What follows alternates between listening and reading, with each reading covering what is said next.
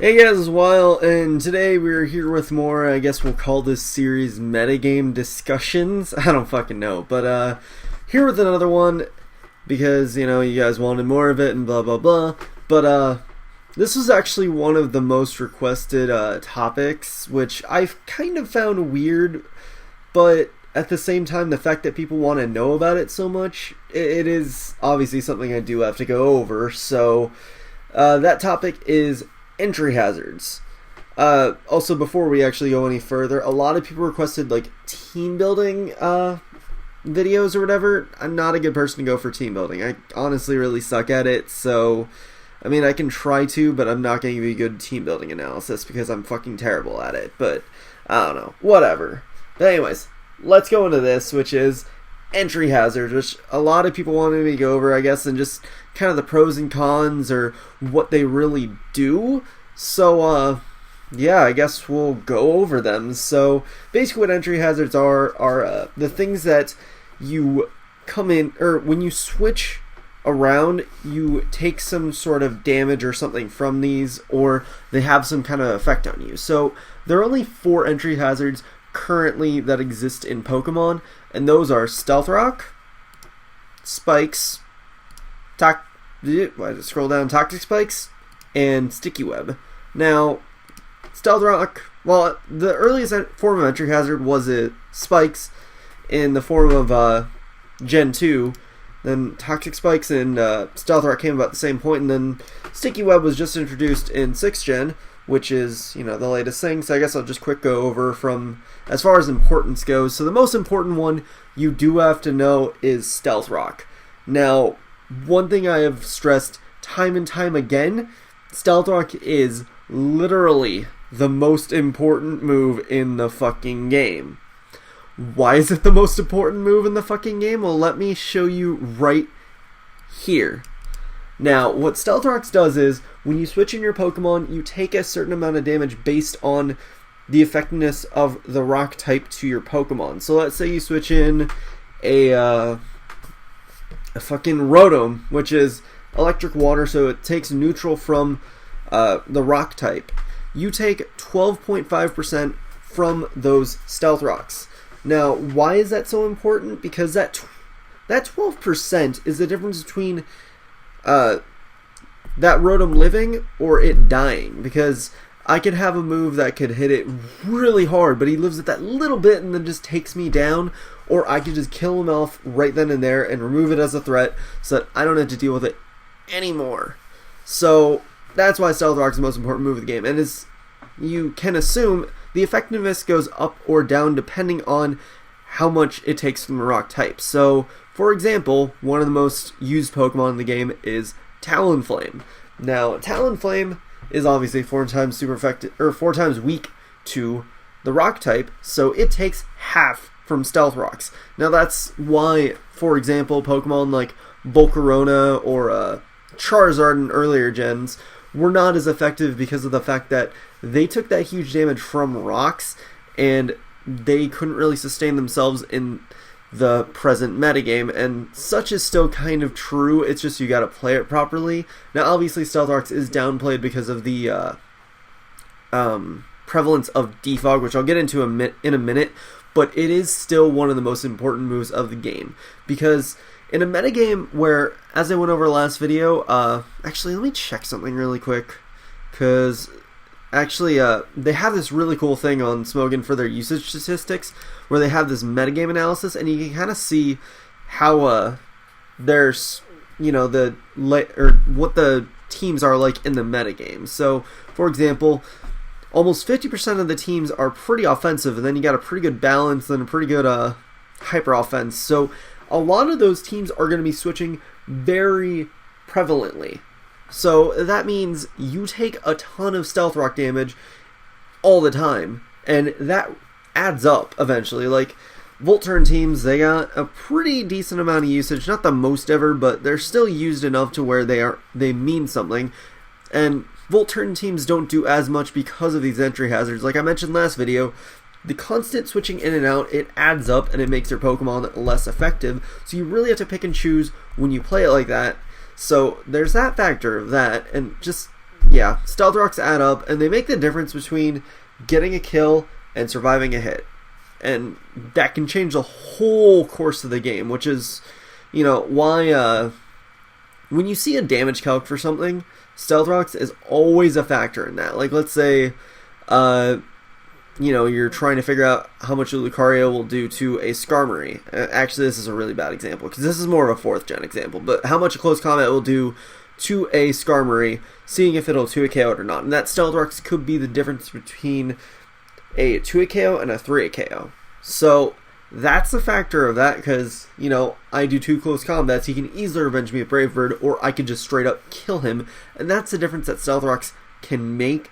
And sure, it may seem bad to incorporate it into every single damage calc and every single thing you do, but the prevalence of Stealth Rocks makes it so you kind of have to do it, because, like, here, there is a long, long, long list of Pokemon that can learn Stealth Rocks, so that basically means you got a lot of stuff that can learn it, and there's, a lot of these Pokemon are viable to run on. Let's see.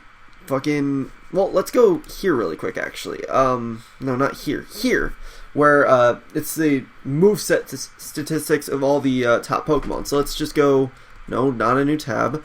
Go Stealth Rock. Alright, so first one right here is Heatran, which is obviously one of the top used Pokemon. Next, we got Gliscor. Again, fucking great Pokemon, so there's that. Garchomp can even use Stealth Rocks. Continuing on, Ferrothorn.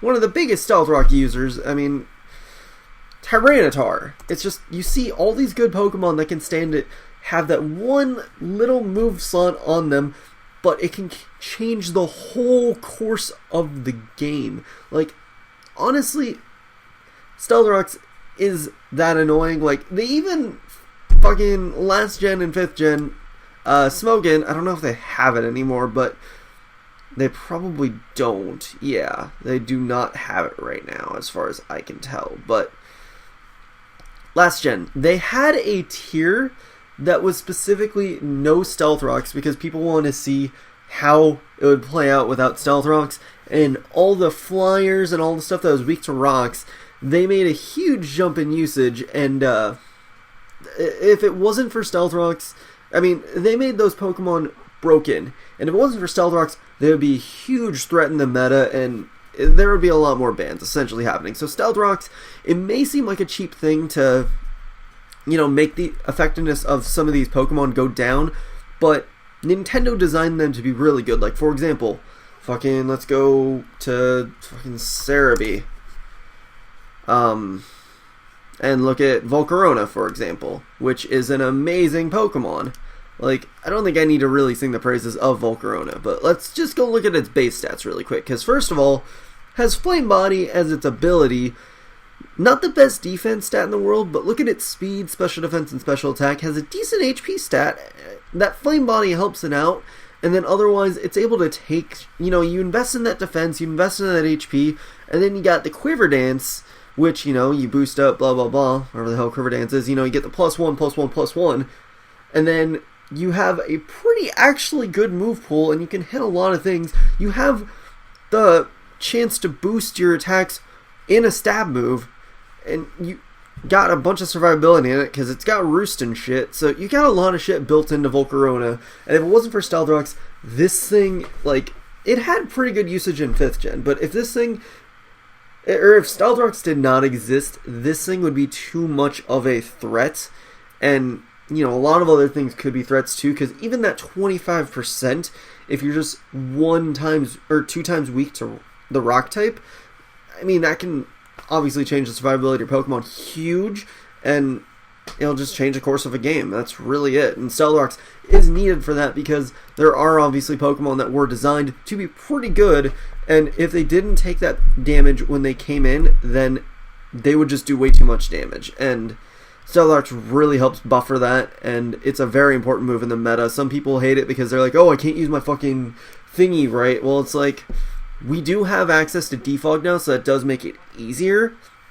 So there's that factor of that, but at the same time, it helps check way too much to where it needs to be around. Otherwise, the metagame would be honestly really unbalanced. Like, obviously, Stealth Rocks is not good in anything but 6-on-6 singles, but, you know, that's the metagame we're discussing, so, you know, it's a fucking good thing to have around, and like I said, it's too good not to have, and if you're not using it, you need to make sure you have your team built to where you can live without it, which is hard, but if you're able to fit it on your team, which, like I said, it really isn't that hard considering how much learns it and what good Pokemon actually learn it, which is a lot of good Pokemon. Like, we got Swampert right here. What's not good about Swampert? I know everything right now because fucking Venusaur is such a high usage, but, I mean, we got a ton of other really good things that can learn stuff, like Metagross. Metagross learns Stealth Rocks, Infernape.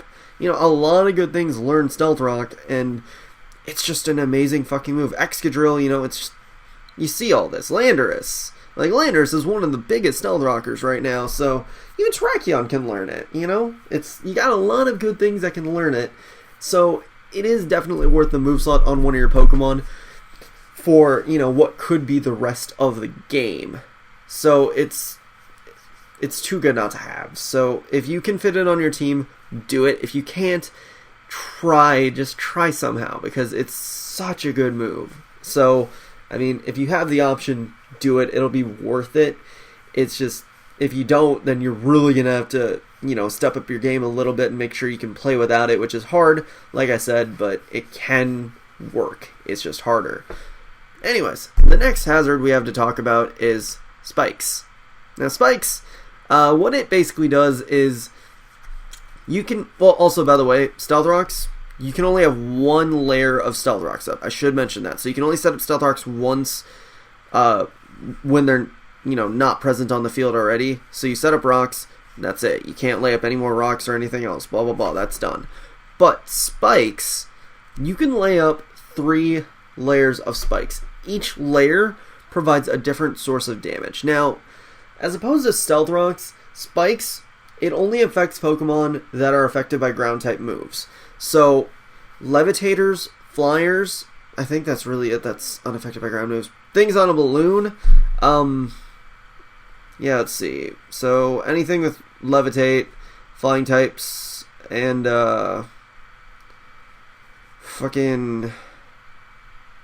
Levitate. Oh, yeah, Magnetize or Magic Guard, for example, is unaffected by that. Magic Guard also is unaffected by any form of hazards or weather or anything. Just anything residual, it's unaffected by. But Levitators, Flyers, and, what was the other thing I said? Oh, things on a balloon. But, yeah, basically all those are unaffected by Spikes. But how Spikes works is, I'm just seeing if they have the damage chart on here too, but it doesn't look like they do.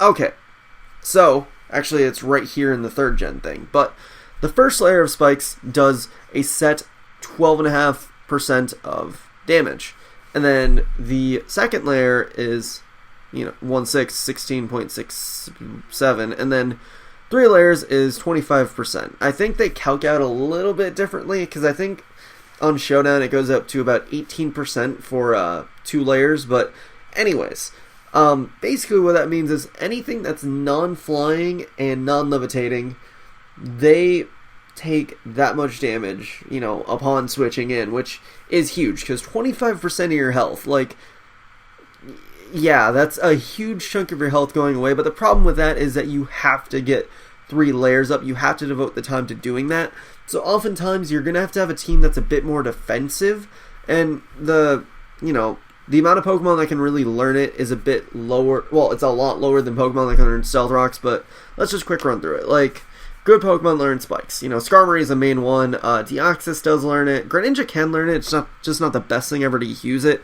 Klefki is, you know, a user of it. It's not bad, but it's not amazing. Fortress, you know, I mean, you can see whatever learns it, and then just here's some other stuff too. I mean, yeah, and then Ferrothorn learns it too, but then you might want to have another Pokemon that has Stealth Rocks, or you're just going to have to live with having both hazards on it and having a limited move pool. But, you know, generally the Pokemon that learn Spikes are more defensive, so you're going to have to kind of build your team around being defensive. So there's that problem of Spikes that, you know, this metagame is filled with a lot of Levitators and a lot of Flyers, which is why Stealth Rocks will work more, because it hits everything, as opposed to Spikes where a lot of stuff can avoid it, so it can just be a bit iffy, but obviously it can still work well. And with the amount of switching, like I said before, that does happen in the game, it does rack up and it does do a lot. But the problem is that setup time and the fact that it's mainly on defensive Pokemon. It takes so much time to set up. Like that 12%, it's still good, but obviously you want to get the maximum effect of your spikes, and it's just hard to do without getting those 3 turns, which can be hard. And then again, with the prevalence of Defog, it's really easy to get around spikes. So, well, Defog and Rapid Spin, so it can be hard, but you obviously can play around it well enough and blah blah blah, but it's just, you gotta know how to do it, and it is obviously hard. So yeah, spikes is good. It's just, you gotta, do it in the right way, as opposed to just like, oh, fucking throw a Skarmory on my hyper offense team, It's just, you gotta play it right so that your team works with it even more than Stealth Rocks, because you do have to capitalize on it, and you do have to oftentimes carry a, Defog now, I was gonna say carry a Ghost type to Spin Block, but obviously, Defog's a thing now. But yeah, spikes still great, but it's just just a lot harder to get off. Anyways, next hazard is Toxic Spikes. Now, what are Toxic Spikes? Basically, you can set up 2 layers of Toxic Spikes. The first layer just gives you regular poison. The second layer gives you Badly Poison, or Toxic Poison, as some people call it. So, the regular poison is you take 12.5% each turn. Badly Poison, you start at 6%, and then it just, I think it doubles each turn? Hold on, let me check. I don't actually remember. Because I think Badly Poison doubles each turn. If we can... Let's see. Yeah, it'll start at, that 16. Oh, it'll increase by 1/16. So it goes up by 6% every turn. Okay.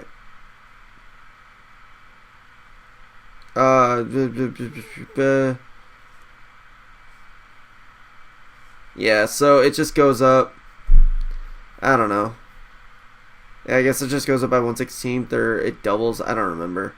But the point is, Badly Poison obviously is fucking annoying. But Toxic Spikes, they give you that ability to poison any Pokemon on switch-in. So there's that factor of that.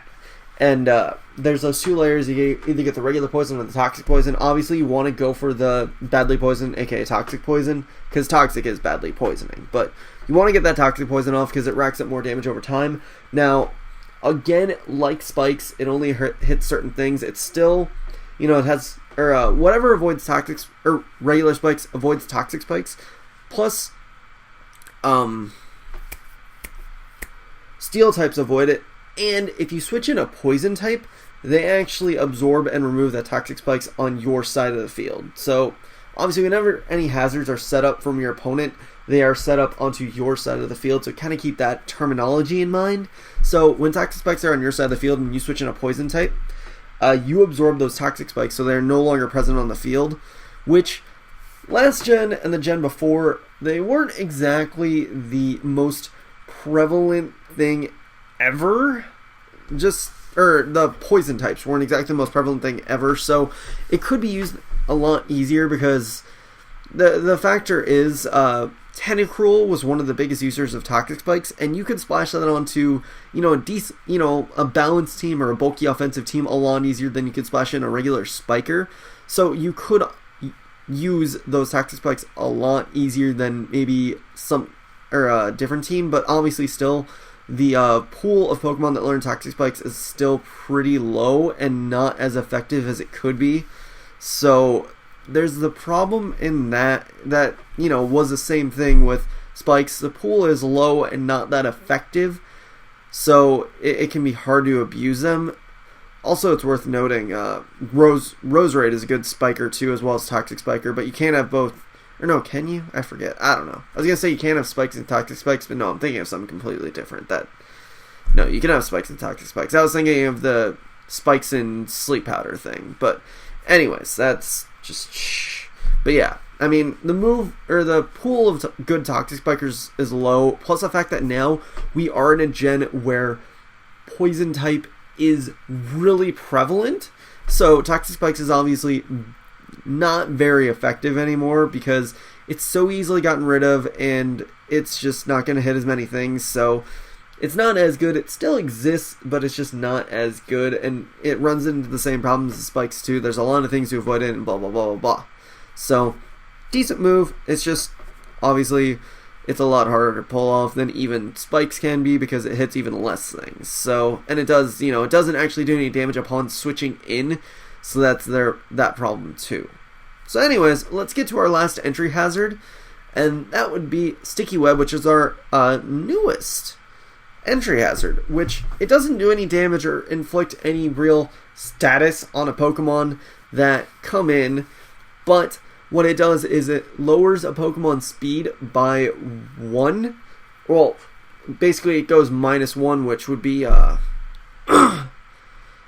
think it's like you go down 60, or you go down 33% at -1, something like that. It's either 25 or 33%. So you go down that 1 speed stat, or you go -1 stage. Yeah, -1 stage, which on anything that's non-flying, non-levitate, and not holding a balloon. So it basically has the same avoids as spikes, which again does limit it a bit because there are a lot of flyers and a lot of levitators in this metagame. So it's not as good. Plus you gotta look at what learns it, and the learn pool isn't that high. Like Galvantula is pretty decent. Otherwise there's like I think this doesn't actually have the full learn set of everything that learns Sticky Web, so hold on, let's see if Cerebi has it. Because I know, not many good things know it, but a decent amount of decent things know it, so, like, let's see, Sticky Web, I don't know how to read. Yeah, I'm bad at looking, let's see, Sticky Web, there we go. So let's see, what learns it? So we got all this stuff. Oh, they didn't update everything. Because I know they had... What the fuck is it called? It was goddamn... Goddamn. The fuck is it called? I don't remember. The one thing. Why the fuck do I not remember what it's called? I'm so bad. Levani. Yeah, I saw Levani use it, so has to learn it at some point. Somewhere. I mean, it was on Pokebattle, so I don't know if it... Let's see. Let's see if... blah, blah, blah. Maybe it doesn't actually learn it, I guess. I don't know. But, still, the point remains... pool Pokemon that can learn it, also Smeargle can learn it, obviously, but... Pool Pokemon that can learn it isn't exactly big, and Galvantula is the only real good Pokemon that can learn it. So it's like there's that problem of not many good things can learn it. So Galvantula and Smeargle being the obviously competitive ones, and sweet, Swaddle learns it. Okay, so that's how Levani learns it. So actually, the full list of Pokemon that can learn it is here. So yeah. Anyways, I'm dumb. Excuse me. It's 11 o'clock at night. Plus, I don't think like most people. So, yeah. Plus, when they just don't have it laid out for me, that's a problem. It's a problem. But yeah, the number of Pokemon that can learn it is obviously lower, and it only hits certain things. And there is a lot of priority in this gen, and a lot of people run off of a. Because let's go back to this really quick. Not this. This really quick. Fucking scroll back down. Let's see, where's the metagame analysis? We still have a good amount of balance in this metagame.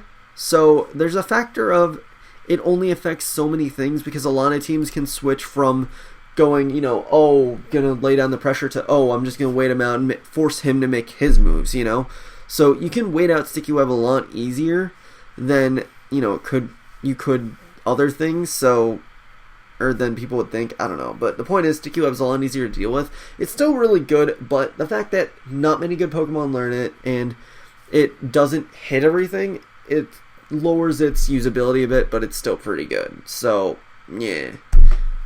Anyways, so those are the entry hazards that exist. Now I'm gonna go into how you get rid of those hazards. And the number one way to do that, I mean, obviously with Toxic Spikes there was the poison type thing, but nothing else exists for any of these other hazards except for 2 moves. The first one, the original one, being Rapid Spin, which was introduced in 2nd gen. So, gold, silver, crystal. Basically, when used, it gets rid of entry hazards. Just entry hazards go away, and it's a damaging move too. So for example, you can't taunt someone expecting a rapid spin because the rapid spin still happens. The only way you can stop a rapid spin is by having a ghost type. So let's say for example, it's Excadrill versus something that is affected by rapid spin. So I can predict the rapid spin and switch into my Gengar, take that rapid spin, and then just try and kill off the Excadrill somehow. I mean, essentially that's it. And yeah, rapid spin is pretty decent. I mean, other than Ghost being able to take it, it's a pretty decent move because all it has to do is deal damage, and that's very easy to do. So it's a pretty good thing. There are a couple ways to get around it. The main way, obviously, is the ghost typing thing. Another weird way is by if you actually use Rapid Spin on a Ferrothorn while hazards are up, and you die from the recoil from that Ferrothorn, then the spin doesn't spin away the hazard. So that's actually a really cool thing that I found out one time. But, obviously ghost types block it, but the number of Pokemon that can learn it is actually pretty decent. It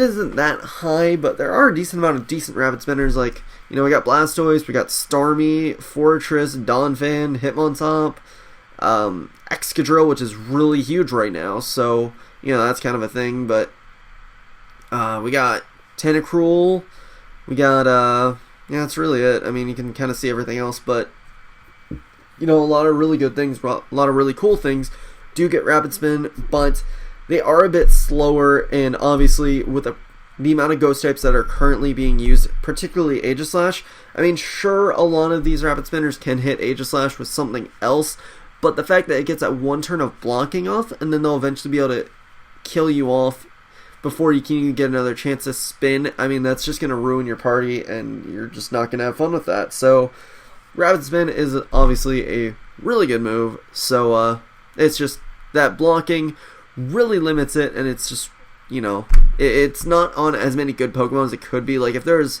Starmie's the fastest Rapid Spinner there is that can also deal a good amount of damage to other things. I mean, Excadrill exists too, but then you're kind of gonna have to mix around how you're playing the Excadrill, so, I don't know. It's a good move, obviously, but, there is that factor of it can be blocked fairly well, and, not the best things get it. Because, I think, let's see. Rapid Spin. Let's go and see what Rapid Spinners are currently used, which Excadrill is used. That is a Cloyster. Let's go see where Cloyster is on usage, because I don't think it's that high. Cloyster. God damn it. I don't want to be all the way down there. Alright, so it is, it's at 35, but I don't think it's that used on its moveset. Because let's see. Rapid Spin, oh really? I expected to be used less than that, but okay. If they say so. God damn it, I don't want to, oh, whoops, I'm Control F and Cloyster. Alright, so we're right there. Next should be, Schmirgle. That doesn't really count though. Plus not that many Smirgles run Rapid Spin, but after that it is Donphan, which I think it's pretty low on usage too. Oh, it's 43, so that's not too bad. Otherwise, then there's Starmie and Tentacruel. So those, the Rapid Spinners are obviously not even that used, so it's kind of iffy in that sense, so, yeah. But anyways, the last thing we will go on to as far as the topic of entry hazards is Defog. Now, what is Defog, you asked? Well, it was introduced in 4th gen, and when it was introduced in 4th gen, what it did was it removed the hazards that were on your opponent's side. So the hazards that you set up, it removed. It didn't remove the hazards that are on your side that your opponent set up. It removed the ones that you set up. And it also clears away their light screen and reflect. Big fucking whoop. But, yeah, so obviously it wasn't as good because it cleared your work away, so you obviously did not use it because it did not benefit you in any fucking way. So, yeah, it was a terrible move, and yeah, no one used it. It was just funny that it existed, you know, a move like that. But then, in Gen 6, it got a huge buff of clearing away everything that you see right here on the field. Just cleared all that away. So, now, that does clear your own hazard, so you do have to play that right.